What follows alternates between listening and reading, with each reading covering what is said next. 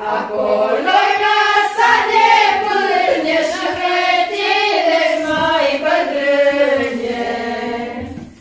Acolo-i casa de pâine și fetile-s mai bătrâne.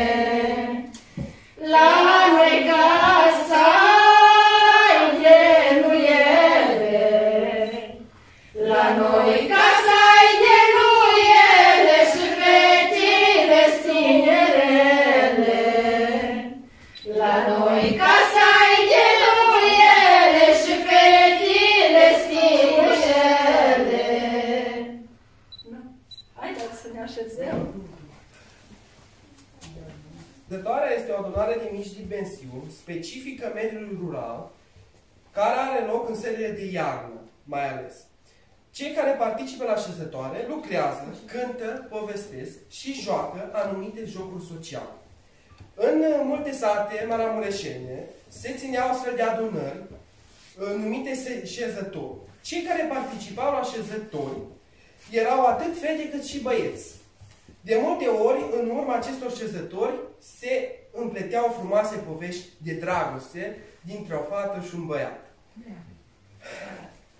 Acum o să vă spun o legendă frumoasă care are tema șezătorii cu 3 fete. Era o șezătoare cu 3 fete.